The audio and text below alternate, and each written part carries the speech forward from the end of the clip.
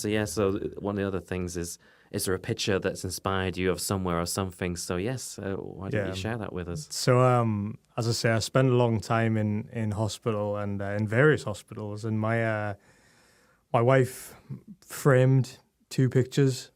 We'd got married a few months beforehand, so there was a nice photo of the 2 of us from our wedding day. But she's very smart, my wife, which I'm very lucky to be privy to that smartness. And she gave me this picture. So this is a picture of the 2 of us at the top of Kilimanjaro. So a few years ago, while people might know that I'm a massive tech geek and kind of regional advocate, a big part of my identity has always been in sort of the outdoors and kind of exploration, adventure, fitness. I've always been into sports since I was a kid, but my 2 main things were being part of a running club, shout out Gosforth Harriers, and being a hiker as well. So we've hiked, we've done all of the big UK summits over and over again. We've done hikes in Europe, Asia, and then a massive,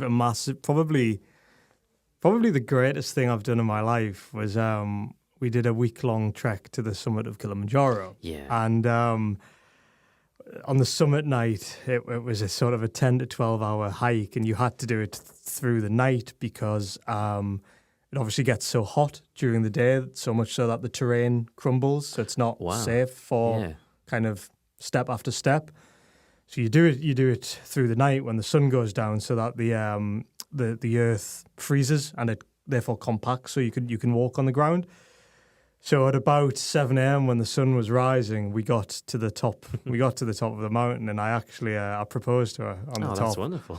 And with oxygen levels depleting and nowhere to run, luckily she said yes, just to get off the top of it. But and I think the reason she printed the picture out and put it by my bedside was when I had the accident and I lost all sort of sensation and mobility below the hips. And because of the extent of the damage to my spinal cord, the big fear was, and the uncertainty was, the likelihood of not walking again. Yeah, of course. And I mean, very luckily, after a couple of months, a big toe flickered. After 6 months, I stood up. After a year, I took some steps with a Zimmer frame. So, excuse me. So I think she very wisely she knows that she knows that I work hard, and she knows that I needed some inspiration, some visualization, or some reminders, I guess, at least, of kind of where we've come from and where the goal would be to get to again. And look, I mean, walking from one side of Northumberland Street to the other is a challenge. So getting back up the highest mountain in Africa might be a bit too ambitious. But it was such a moment of happiness and such I guess something I'm really, really passionate about, and something I think that she knew would, make me focus and not give up. So it's probably the most special photo I have, I think, Peter. Yeah. No, that's really good, because I mean, achieving that, getting to the top of Kilimanjaro, that's no small achievement. I certainly couldn't do anything like that.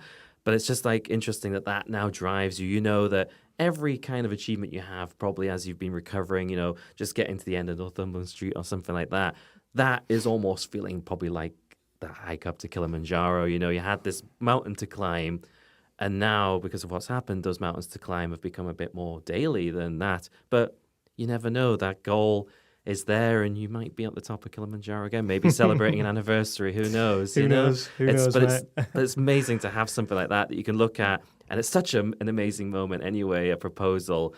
But the fact that can sort of drive you forward, if you're having a struggle or not having a good day, you can know, right, let's overcome that. Let's climb that mountain today. What's today's mountain? Is it going somewhere? Is it just going out?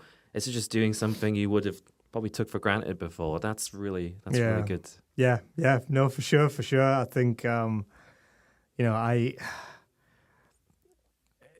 getting to the top of the mountain wasn't something where, we just decided it one day and then the next day we went and did it.